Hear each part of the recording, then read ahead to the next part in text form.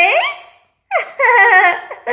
Hoje a nossa entrevistada é a Lela Maier. Sim, ela é professora, contadora de histórias, escritora, fisioterapeuta. Ele é um monte de coisa muito lúdica. E Lovets, hoje é um dia muito especial. Após a live, o perfil do Instagram, também o canal do YouTube já mudou de nome, mas hoje o meu perfil ele muda de nome de Scarlett von Bisnaga para Bike de Histórias, e isso tudo é para trazer muito mais histórias com você, para vocês, com a mesma palhaça, mas muito mais histórias. Quem sabe com alguns outros mais personagens, não é, colher de pau? Mas tudo para acrescentar aqui na panelada. É para acrescentar os ingredientes. Sejam muito bem-vindos. Paulo, seja bem-vindo.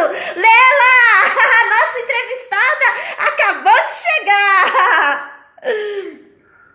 Lela, vou te chamar. A colher de pau tá louca pra conversar. Voilá.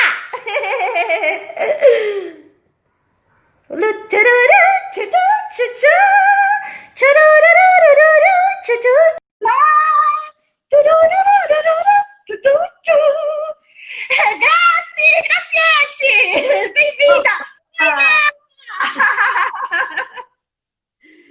Tudo bem? Tudo! A colher de pau tá, conheci ela. Ai, colher de pau, eu estava muito ansiosa por esse momento. Conhecer você, amiga. Olha, nós pesquisamos sobre você no cyberespaço e também sobre. A gente pesquisou a fundo e ela quer saber tudo. E eu também. Ai, eu conto.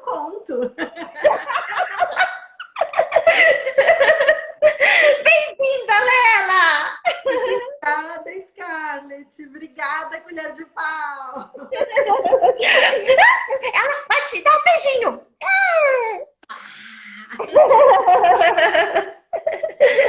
Lela, nós queremos saber. Você é contadora de histórias, professora, mestre em educação, escritora, fisioterapeuta.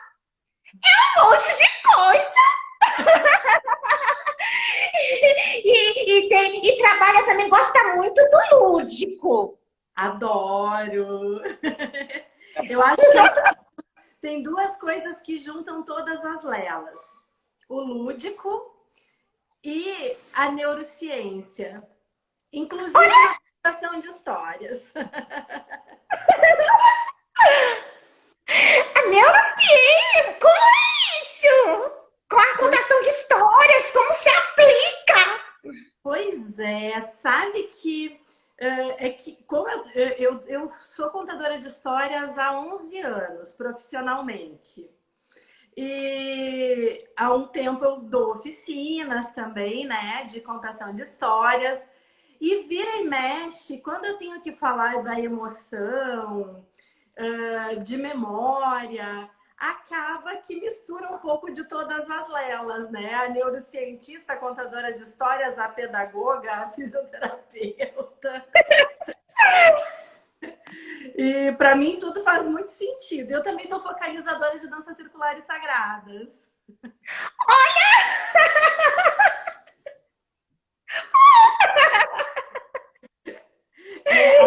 A colher de pau tem que ser muito resistente para mexer esse caldeirão.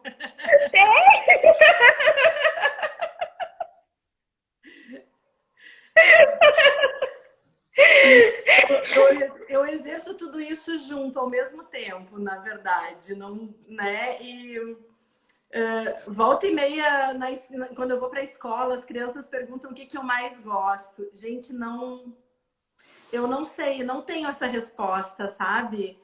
Eu gosto assim, eu sou tão feliz e realizada num tatame, reabilitando um paciente, que a minha área é a neurologia dentro da físio, quanto eu sou em uma escola conversando com as crianças como escritora, quanto eu sou no palco contando histórias, tudo isso, como eu sou fazendo um bolo de cenoura para o meu filho. Mas um interliga o outro no cuidado com o outro, não é?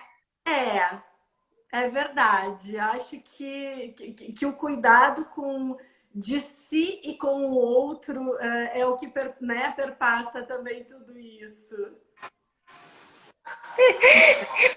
E Lela, assim, você. Ah, mas assim, ludicamente, quem é a Lela Maia?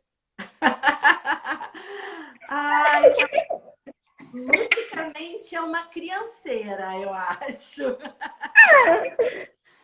É uma crianceira, porque esses dias ainda uma pacientezinha de 6 anos, ela me disse assim: tu brinca porque tu é fisioterapeuta? Eu disse, não, eu brinco porque eu gosto de brincar. Como eu também sou fisioterapeuta, eu faço isso brincando. E eu teço histórias para conseguir levar as crianças a fazerem o que eu gosto, o que eu preciso que elas façam, né? Então eu crio uma narrativa, às vezes fantástica, para, né? Ou então eu levo livros para a gente ler, para nós lermos juntas no final da sessão. Ou eu mando algum vídeo de contação de histórias meu ou de algum amigo meu, sabe? Para quando eu não vou ir, quando, né, a gente precisa estar distante. E é muito legal. Esses tempos eu mandei para essa pacientezinha até de 6 anos, quando ela estava no hospital, eu mandei um vídeo de um amigo meu, que é o Danilo Furlan. Não sei se tu conheces o Danilo. Conheço, conheço. O Danilo é um querido, a gente é amigo há muito tempo, assim, dos primeiros festivais que nós fomos, a gente se conheceu. E eu mandei um vídeo dele e ele usava um chapéu e ela, desde então, quando a gente se viu pela primeira vez, ela disse assim: eu adorei aquela história daquele teu amigo de chapéu maluco. E, e daí eu gravei um áudio dela e mandei para o Danilo, e o Danilo mandou um áudio para ela. E foi tão bonito, sabe? Essa tessitura, assim, maravilhoso. E você conta histórias em hospital? Conto, agora não, né? Porque Assim, por Covid, conta da pandemia. eu assim, há muitos anos atrás, antes de dar aula na universidade ainda, então isso foi antes de 2001, eu participei de um projeto que era de clowns, assim, no hospital. Foi um projeto curto, de vários cursos, mas foi muito legal. Como eu já era crianceira, eu nem dava aula na universidade ainda, mas me chamaram para participar. Aí, depois, enquanto contadora de histórias, eu comecei a contar no hospital. Puxou é o fio da meada, então eu vou te trazer o novelo, tá? Assim, por favor. A gente tá Então, me aproximando mais. então, Assim, Lela. ai, que Ia pra ouvir. delícia. Então, Paulo, vou te contar. Ai, Que a gente conta. vai, ó, enrolando o fio. Eu já contava histórias em hospital. Eu fiz uma formação pelo SESC. Quando eu comecei a contar história, foi muito por acaso. Eu fiz uma formação pelo SESC porque eu queria. Assim como eu fazia oficinas de teatro para desopilar, surgiu esse curso. Eu fiz esse curso para desopilar, sem nenhuma pretensão. No ano, só que tinha uma parte prática, e eu fiz essa parte prática na Feira do Livro daqui da cidade onde eu moro, que é Santa Cruz do Sul, no centro do Rio Grande do Sul. E no ano seguinte me chamaram, 3 cidades me chamaram para contar história em feira de livro. E eu fui assim, tá bom, né? Tá bom. Só que eu gostei.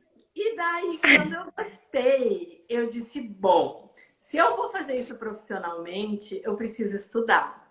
Porque daí nisso eu sou muito Caxias, né? Aí eu disse: não, preciso estudar. E daí eu comecei a procurar. Na época, gente, na época não existia Facebook, não existia Instagram, nem se fala. A gente achava as coisas assim por blog. Na verdade, acho que era blog que rolava. Acho que era muito do Orkut. E daí eu comecei a procurar eventos de contação de histórias e comecei a me aprofundar. E daí a gente começa a criar uma rede de amigos, né? E daí isso começa a gente a não querer mais sair desse universo por conta do todo, né? Da teia de amigos que a gente cria, das narrativas que a gente se encanta, dos aprofundamentos teóricos que dão significado para a vida da gente.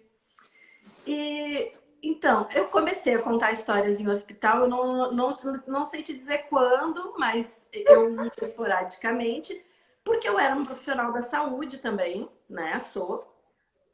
Mas o que aconteceu? 10 anos atrás, eu tive o meu segundo filho, o Arthur.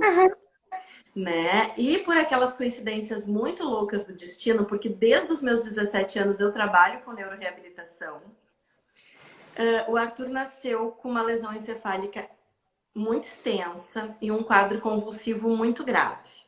E a gente internou inúmeras vezes. Chegou um momento que eu desisti de contar.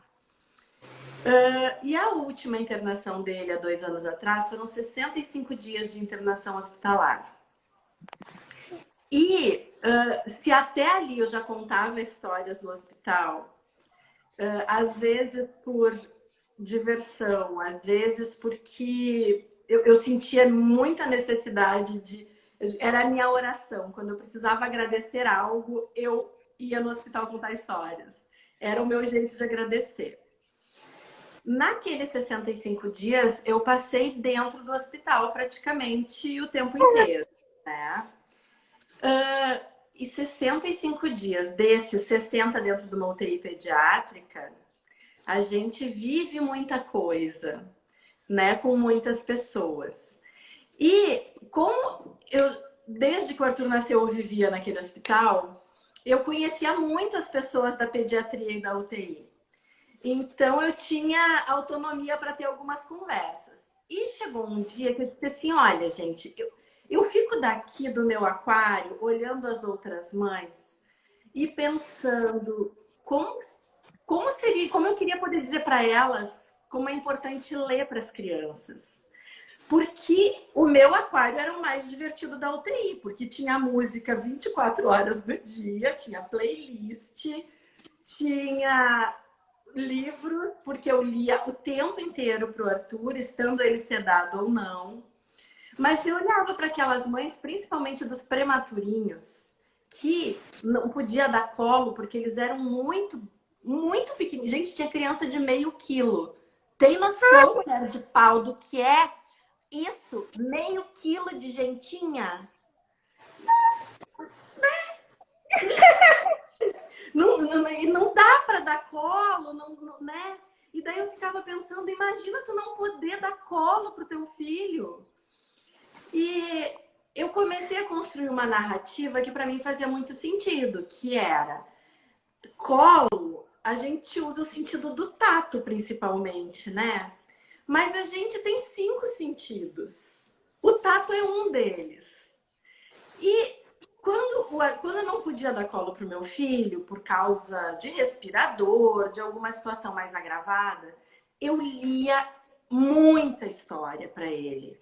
Eu não sabia se ele conseguia ouvir ou não, mas eu sabia que eu estava fazendo uma conexão pelo sentido da audição, né? E dando E carinho. contar histórias é um colo. É, É um é outro jeito de dar colo, não é? sim. E daí, Mas como é que eu digo para essas mães que isso é importante se elas não têm livros para ler? E daí eu chamei a minha rede de apoio dentro do hospital e consegui colocar um nicho com vários livros. Eu disse, como é que eu preciso fazer? Ah, tem que botar contact para poder limpar os livros. Ok. Eu consegui colocar um nicho com livros, com um banner explicando o que era aquele espaço de leitura. E daí eu pude, me deram essa autonomia de me reunir com as mães, contar para elas um pouco da história, né, da minha história, contar uma história para elas e dizer que elas podiam usufruir daquele espaço, né? Ficava onde que fica os jalecos, lavava, botava o jaleco, lavava a mão e podia pegar os livros para levar, para contar, né, para os seus pequenos. Você também, assim, o que, que você sente, assim, a história, ela te cura também, assim? Você tem essa relação também com a história, assim? Ou, às vezes, assim, você procurava, procurava também muitas respostas nas histórias? Como que era também para você, assim? Eu não procuro, elas chegam. Lendo, ouvindo. E às vezes, sabe aquilo que a gente fala, Scarlett, de que a história escolhe a gente? Às vezes Sim, a história, assim, ela é um pertencimento. Tem algumas histórias que eu conto, algumas eu narro de boca, outras eu gosto do livro e eu preciso levar o objeto livro para contar. Mas tem histórias que, assim, me significam, né? Mas eu não fui atrás delas, foram elas que chegaram, né? Tanto que naquele momento ali, aonde a situação estava complicada, né?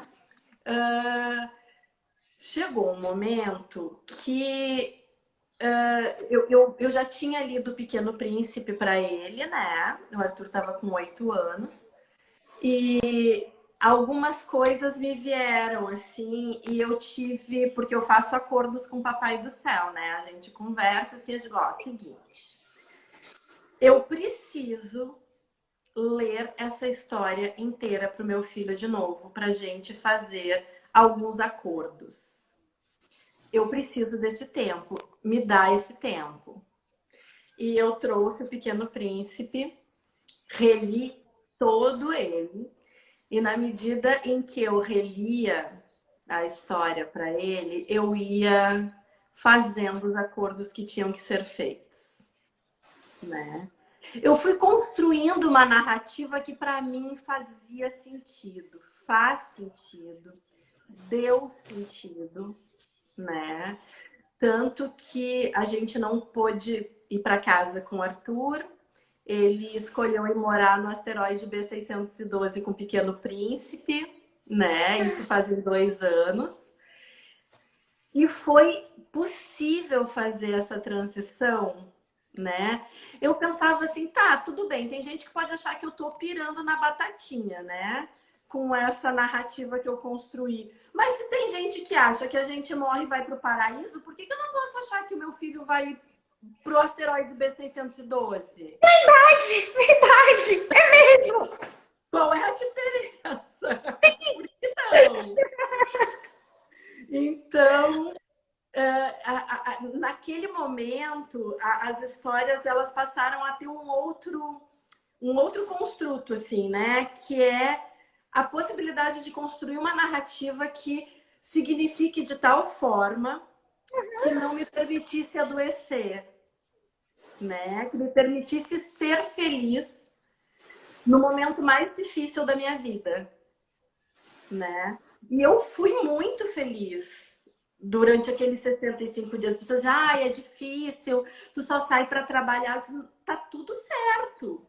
Porque eu voltava e escutava música e contava história, sabe? E a partir disso eu criava narrativas possíveis para sustentar aquele momento, Aham. né? Então, nossa, eu super acredito no potencial terapêutico, no sentido de que, para mim, terapêutico é aquilo que faz bem. Não Sim, é o que cura, necessariamente não é o que cura, né? Porque curar não é o mais importante. Fosse o mais importante, todas as pessoas com saúde 110% na vida seriam felizes. E não são, não é mesmo? é. Então, estar bem é mais importante, né? Viver bem, conseguir se relacionar com os outros, com o que for possível, né? De estar em conexão com a vida, nos ampararmos mutuamente, seja através da palavra escrita, da palavra ouvida, da palavra falada, né? Mas é a palavra que dá sentido, né? Quando tu me pergunta quem eu sou, o que que eu faço? Eu uso a palavra Sim, sim. para te narrar, não é mesmo? Aham. Ainda que E é pode um falar.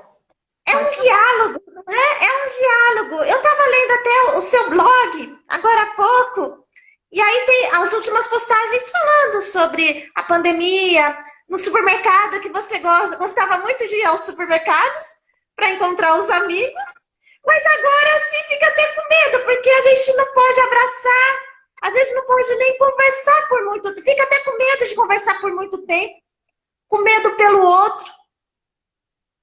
Muito pelo Exato. cuidado. Às vezes tá uma coisa tão estranha que você é obrigado a ser distante para proteger o outro.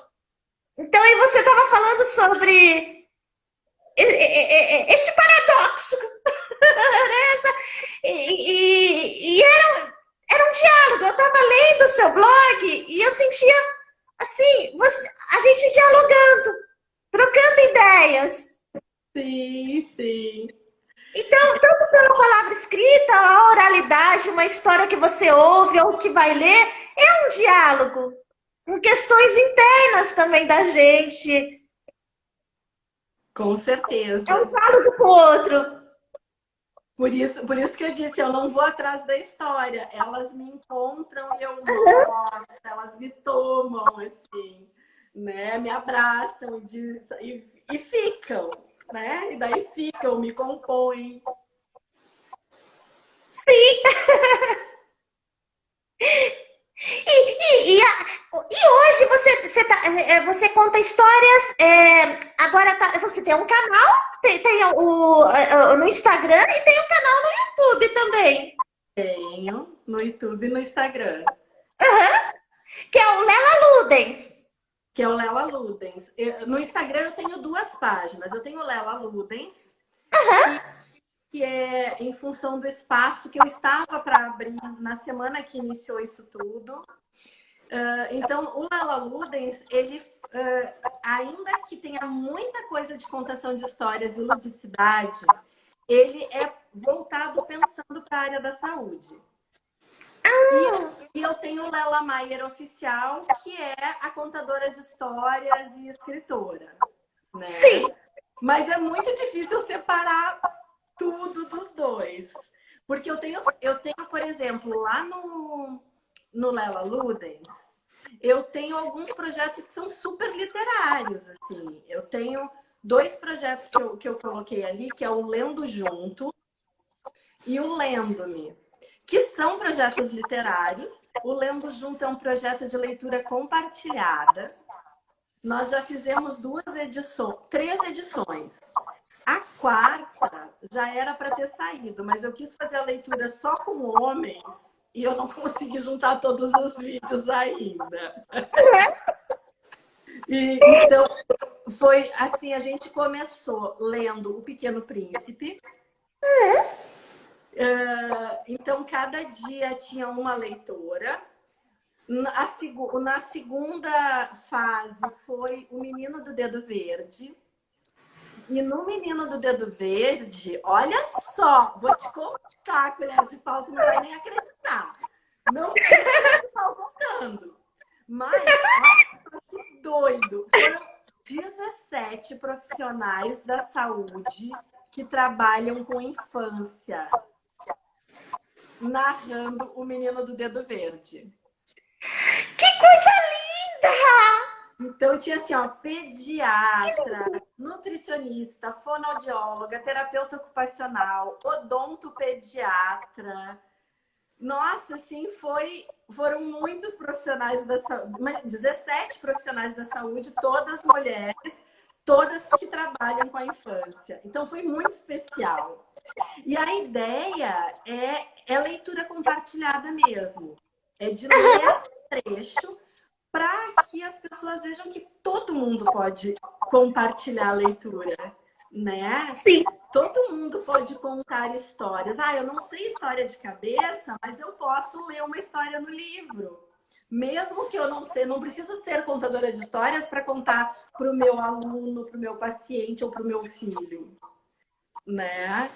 Então, o Lendo Junto, ele vem para mostrar isso, né? Essa possibilidade da gente compartilhar a leitura. E o contar, nós todos somos contadores de histórias, não é? Assim, porque quando você vai contar assim, ó, você não sabe o que me aconteceu hoje. Você está contando uma história, é um partilhar. O contar histórias é um partilhar também, não é? E nossa, tanto que grandes contadores, contador de causo, né? Pega mineiro, conta causo como ninguém. Tem uma contadora de histórias lá de Minas, que é a Dona Chiquinha. Gente, a Dona Chiquinha, ela começa a conversar, lá pelas tantas, tu não sabe mais se ela tá contando uma história ou se ela tá contando algo que aconteceu de fato. Porque ela é engraçada no jeito de falar que tu não sabe mais, sabe? Fica assim, será mesmo que aconteceu isso? Uma vez, a produtora, sabe a produtora? A produtora Priscila, a produtora, ela tava fazendo, tava no último ano, o TCC dela foi sobre o Jacatatu.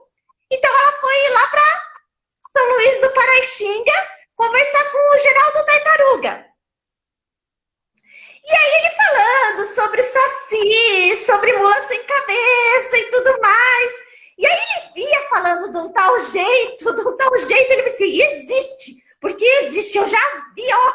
E aí você vai, e você tem certeza que existe mesmo. E você fala, nossa, eu vou encontrar em qualquer momento, assim. É muito. Parece que você tá vivendo a história. O Glauter tá dizendo que até fazer fofoca é contar história. O caos não deixa de ser. Vamos no tete a tete. Tem uma entrevista no YouTube da Margarete Marinho, que é lá de Minas também. Que é a nossa sacióloga, né? Porque ela é uma estudiosa de sacis. Sim! Ela dá uma entrevista de 20 minutos falando de saci. Assim, é muito sério o que ela fala. Tá no YouTube? Tá no YouTube, pelo menos tá. É maravilhoso. E o meu filho, que tem 16 anos, o João, quando ele era pequeno ainda, que ele começou a querer não acreditar em algumas coisas, ele disse, mãe, saci não existe. Aí eu botei essa entrevista da Margarete e disse pra ele, é o seguinte, eu nunca vi saci, mas eu também nunca vi um russo. Não significa que a Rússia não exista, porque eu nunca vi um russo. Eu nunca vi um saci, mas a Margarete é uma especialista em sacis. E ela diz que eles existem. Eu não tenho por que duvidar dela.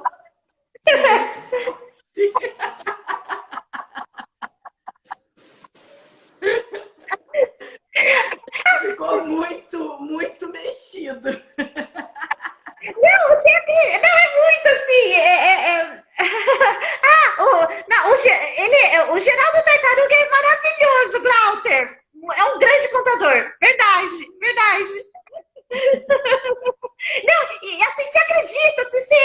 assim, e eles existem mesmo. Você acredita? Eles existem mesmo, assim.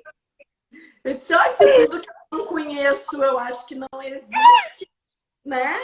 Então, Como que a existe. gente... A Grécia não existe, a Rússia não existe. Só porque você não vê? Ai, é muito bom, né? Mexer com esse imaginário. Sim, sim. Eu sempre digo, eu não creio em las brujas, pero que ela sai. Quer dizer, Sim. não é porque eu creio ou não creio, mas que elas existem. Eu posso não estar vendo, mas que existe, e olha que existe muita coisa. Tem, olha, muita coisa no caldeirão. Com certeza, com certeza. Esse caldeirão do universo. Esse caldeirão de bruxas do universo. E a gente tá, né, Scarlett, num momento tão doido. Eu acho Sim. que doido é a palavra possível. Inacreditável, né? E assim, como tá difícil dizer o que é ficção e o que é realidade, né? Porque a gente consegue construir né, uma ficção, mas e acreditar na ficção, mas a gente sabe a linha da ficção e da realidade. Mas a gente está num mundo tão doido que as pessoas falam de coisas doidas do tipo terra plana Uhum. se fosse verdade, porque e daí eu acho que a gente vai ter uma geração, assim, a próxima geração vai ser muito difícil. Eu acho que uma das grandes funções sociais dos contadores de histórias é poder defender a ficção e pontuar o lugar da ficção, Que né? interessante isso que você está falando, é verdade, é verdade. O que parece doido, porque a gente tentou fazer o contrário até agora, né? E agora a gente precisa dizer, ó, só um pouquinho, vamos parar, né? Ó, tem regras para serem estabelecidas aqui, não é assim, pode tudo é verdade, né? O que é ficção e o que ainda que eu pense que a realidade é uma ficção que a gente inventa, né? Mas o que é ficção e o que é vida real, né? Não, a primeira vez que eu comecei a ouvir, eu falei assim, nossa, gente, tem gente falando de terraplanista, que a Terra é plana, como assim? Eu achei, meu Deus, vocês estão brincando, como assim? É uma E é doideira. muito. E também, até mesmo essa questão da pandemia, o negacionismo de falar que vieram muitas teorias da conspiração, né? Olha Para que eu querer falar sobre. amo teoria da conspiração na ficção, sabe? Para mim é muito claro, assim, quando eu leio o Código da Vinci, eu adoro aquela doideira toda, mas eu sei que aquilo é ficção, né? Adoro investigação criminal, mas Sim, só um pouquinho, né? É muito legal naquele lugar que é o lugar seguro de estar a teoria da conspiração. mas você, na realidade, assim, você está vivendo isso. Chega um momento que aí são, assim, é o que a gente também está vivendo. São duas narrativas. É uma narrativa do real com uma narrativa do irreal, que aí entra até a questão das fake news. E aí você vai destrinchando, mas chega um momento que aí esbarra na teoria da conspiração e você já não sabe mais o que é o que, assim. Fica muito confuso. Fica muito confuso. Muito confuso. Para nós adultos, imagina para os jovens, né? E eu sou professora universitária, meus alunos são jovens, né? Tem 20 e poucos anos de idade. E eu bato. Gente, somos profissionais da saúde, só um pouquinho. Trabalhamos com ciência. Foco. Foco na ciência. Não começa no eu acho que não acha nada. Né? Porque a gente precisa conseguir construir narrativas tanto ficcionais quanto... A gente tem que saber o que é da ciência, o que é da ficção e dar solidez para isso, né? Porque a teoria da conspiração é isso, eles pegam um elemento de verdade e criam uma mirabolância que é muito difícil de tu conseguir quebrar, né? E eu realmente, eu acredito que nós, contadores de histórias, a gente tem como dar um sustento para isso, sabe? De mostrar o que é realmente ficção, e que a ficção é o terreno, né, é o terreno seguro para a teoria da conspiração, mas que na vida real não é seguro. Não é, porque impede da fatal. Pode, é isso. Na tomada de decisões, você precisa tomar uma decisão, pode ser fatal. E a gente está vendo que pode ser fatal, é muito perigoso. Exato. Exato. Por isso que eu te disse que eu tenho muita dificuldade de separar, sabe, as muitas coisas que eu faço. Porque quando eu vou dar aula de fisioterapia neurofuncional, que é a minha área, para cada estrutura anatômica eu conto uma história. Aí agora a anatomia mudou os nomes. Esses anatomistas agora estão tudo muito chato, dão um nome muito óbvio. Eu gosto de... Não me vem falar de tendão calcâneo, deixa tendão de Aquiles, que eu tenho uma história linda para contar. Sim! Mas daí eu vou tecendo, sabe? Assim, é possível, a partir dessas narrativas, como quando eu vou falar para os meus alunos de algumas disfunções neuromotoras, eu mostro uma imagem para eles e digo, gente... Se isso fosse um filme, fosse a imagem de um filme, seria um filme de quê? Aí eles olham de exorcismo, né, prof? Eu disse, ótimo, de exorcismo. É essa imagem. Na Idade Média, antes de existir ciência, essas pessoas eram tidas como possuídas pelo demônio. Se chamavam um exorcista e realmente tirava o demônio do corpo, porque... As sessões de exorcismo eram tão horríveis que a pessoa morria. Saía a vida e o demônio junto. Saía tudo. Inclusive o demônio. Então, é muito legal ter essas narrativas todas possíveis, sabe? Dizer, olha, isso é real. Existiu na Idade Média. Lá fazia sentido. Hoje continuam falando isso. Hoje não é mais possível. Precisa se construir uma outra narrativa. Porque o tempo histórico é outro, né? Fica muito complicado, muito complicado.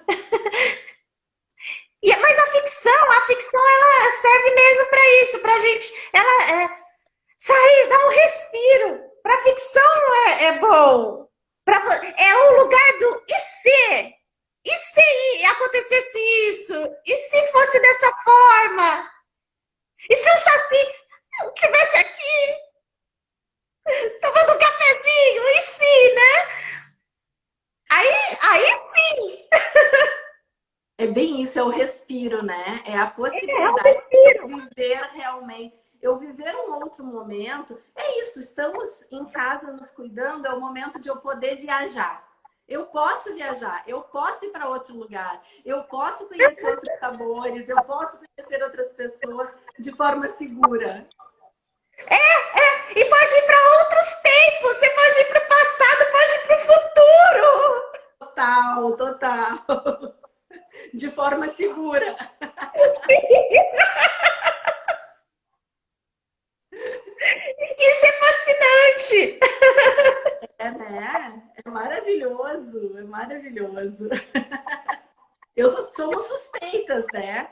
Nós essas 3 mulheres que estão habitando este espaço na Cara de Pau, a gente é suspeita, porque a gente ama a história. Sim, sim!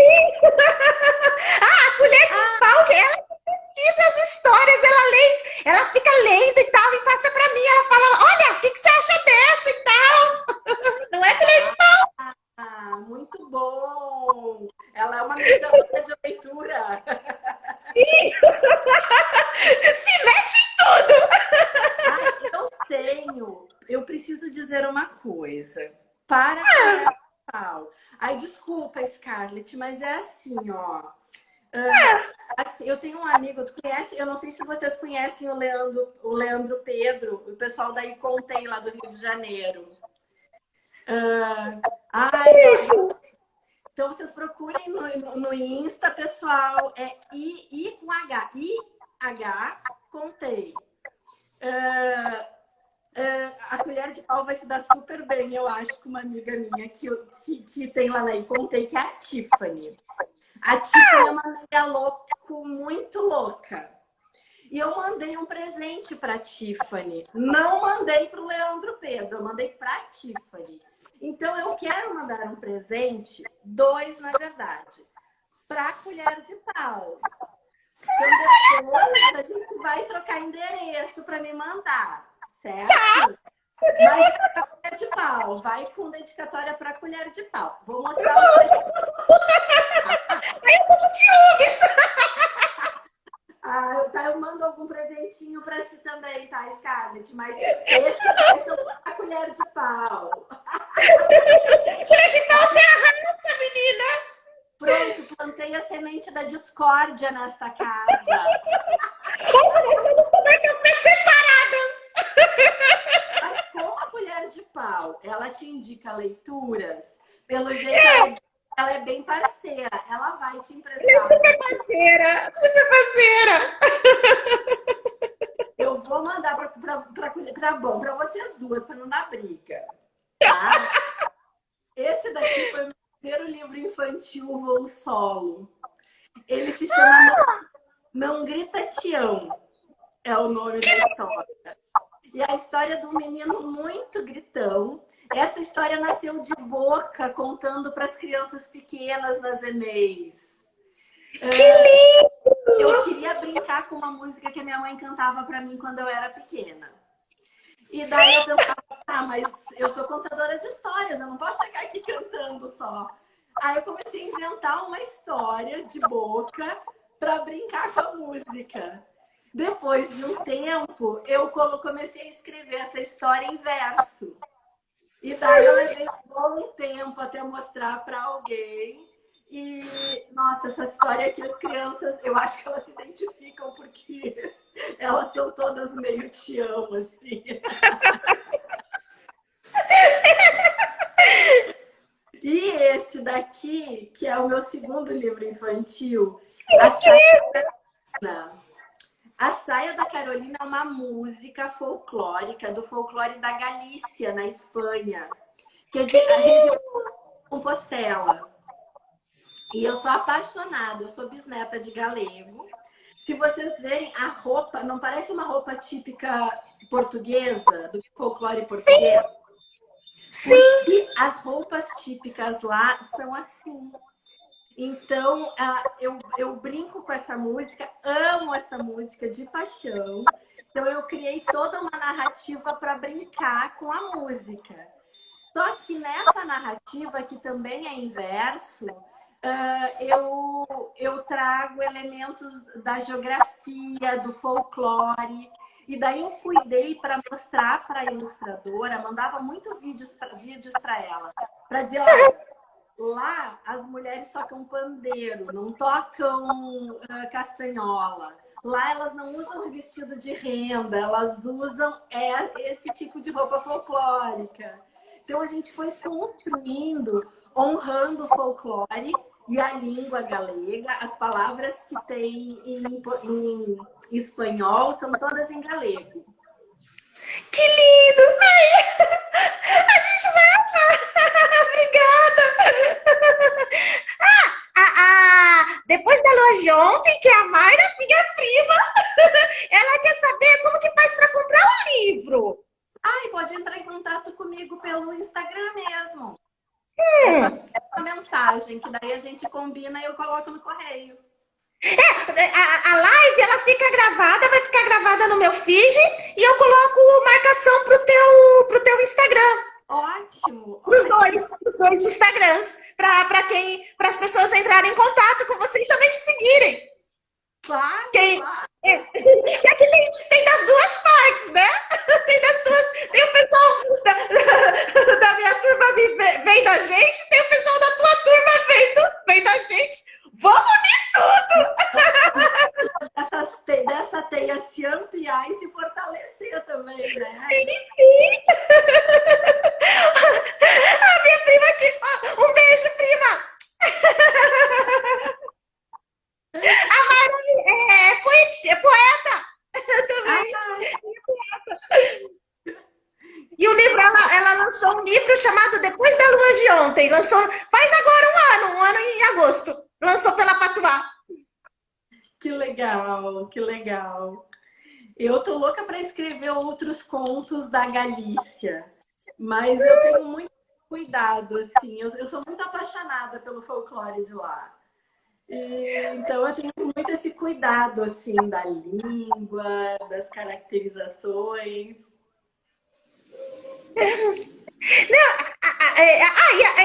Isso que eu estava tentando lembrar. E ela é filha de galego. Meu tio é galego.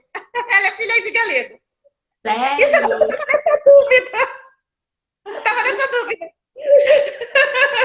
Que legal, que legal. O Olha Walter só, também, o olha, ele tem Walter está amigos. dizendo que ele é amigo da Paula Carbaleira. A Paula Carbaleira é minha musa, assim. Eu amo de paixão o trabalho dela.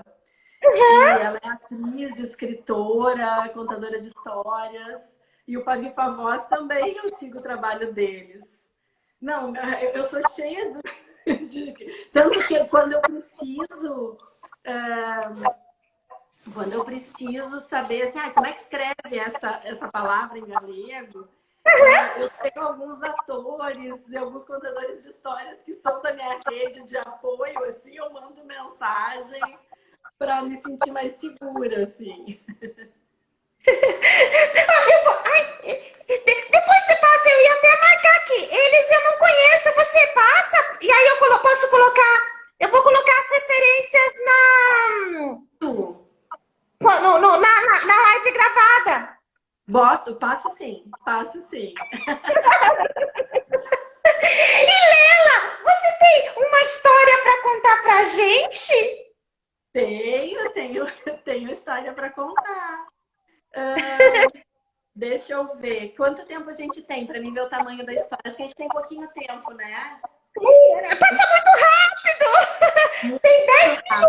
minutos. Você Tá, eu vou acha que contar. dá? Dá. É só dizer o tempo. Se me disser que eu tenho 1 minuto, eu conto em 1 minuto.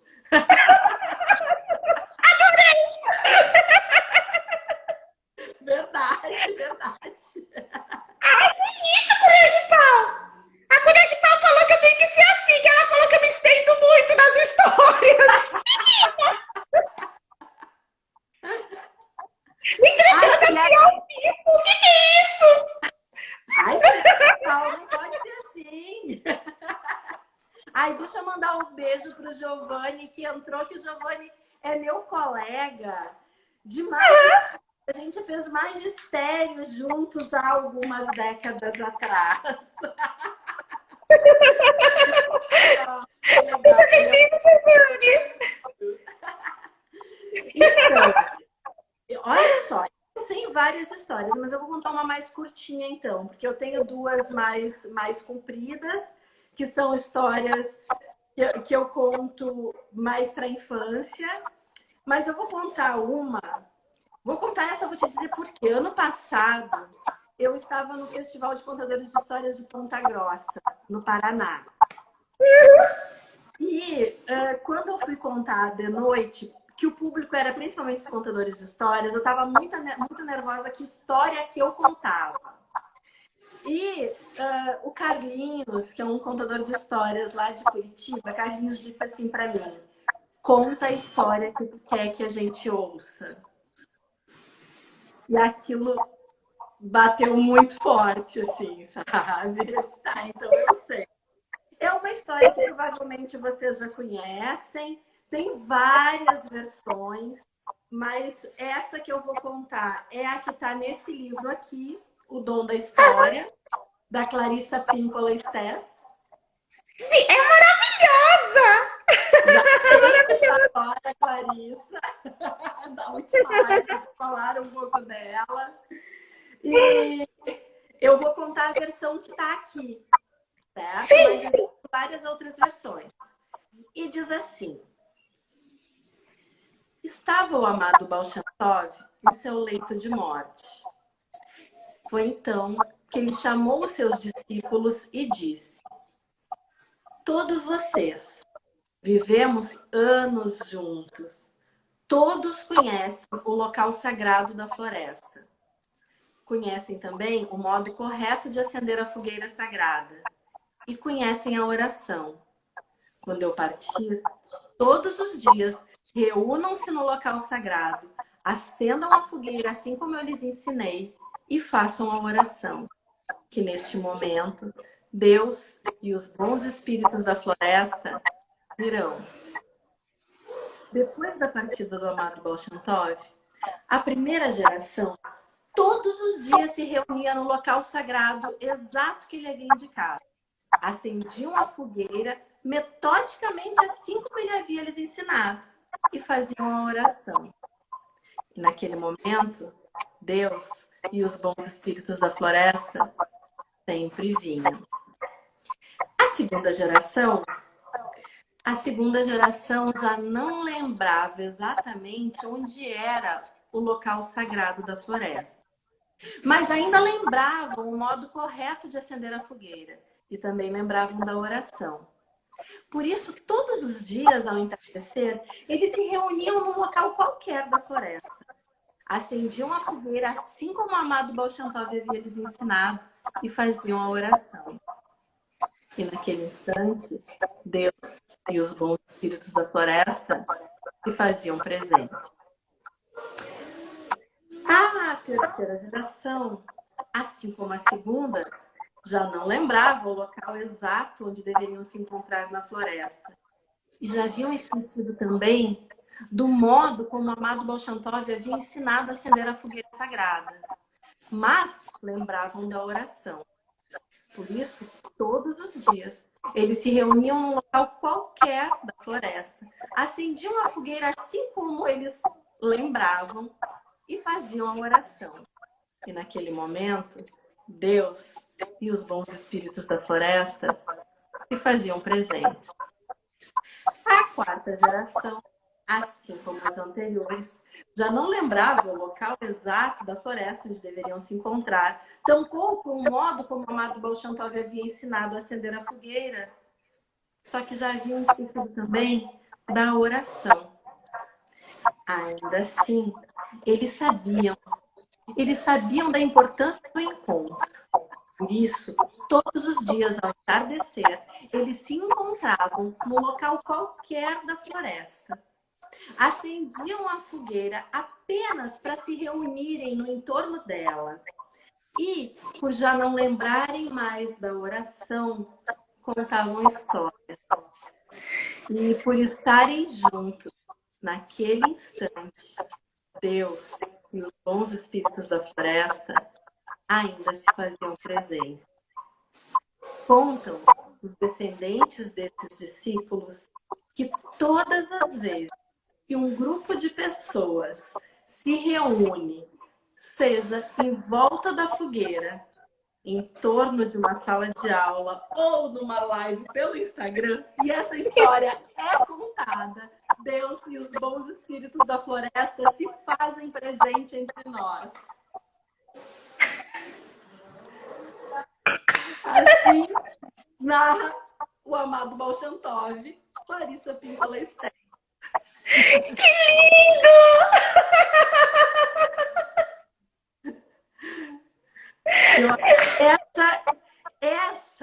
Essa, Scarlett, é uma das histórias daquele início da nossa conversa, que quando eu li, eu disse, eu preciso.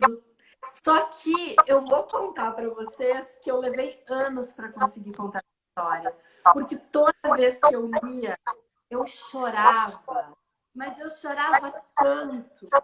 Eu quero contar essa história.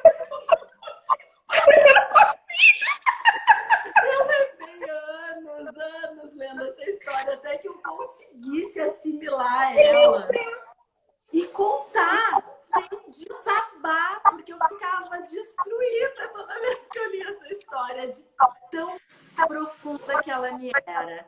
Porque ela é uma das histórias que diz pra mim por que eu sigo até hoje contando história. É o sagrado da história. Ela acalanta. É um abraço. Mata Essa história é um abraço. que é o sagrado, que ampara, que dá colo, né? Que é terapêutico, que permite a existência. Né? É muito linda. O Giovanni, ele, com certeza, lindo demais. A arte nos une sempre no amor entre todos. Ele tá chorando. Ele é lindo. Leila, hoje nós temos uma aniversariante, eu vi, a Liz, que ela é afilhada do meu amigo Léo. Parabéns, Liz! Então, deixa eu ver. Então, eu vou cantar para a Liz. Sabe como é que você canta parabéns aqui no Rio Grande do Sul?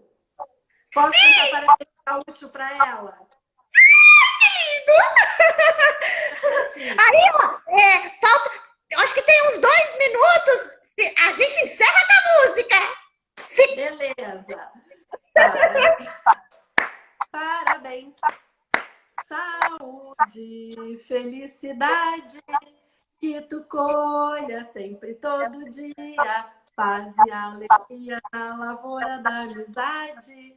Que tu colha sempre, todo dia, paz e alegria na lavoura da amizade. Que lindo! Viu? Precisou de parabéns gaúcho pro aniversário da colher de pau? Pode me chamar. Sim! Eu tô pra fazer aniversário, a Scarlett, dia 12 de outubro. Olha que data especial pra uma palhaça nascer. Não, já vou botar na especial para uma palhaça nascer. Especial. 5 aninhos em 1900 e bolinhas. Mas assim, 5 anos de palhaça Scarlett. Primeira saída no dia 12 de outubro. Data muito especial. E hoje o canal mudando, né? Eu quero ser parabéns. E hoje o canal mudando, né? Bike de hoje história. é muito especial. O canal muda para bike de Scarlett Bombsnaga, para bike de histórias. Então, pessoal, não fique assustado, Lela, não se assuste, sou eu. Sou eu. Eu estou, assim, ó, muito emocionada de estar fazendo a primeira live do Bike de Histórias. Sim, sim. Hoje, olha, é um dia do coração, um dia muito especial, sim. Que legal, que legal. Olha, estou muito feliz mesmo. Que carinho, Lela, muito obrigada mesmo.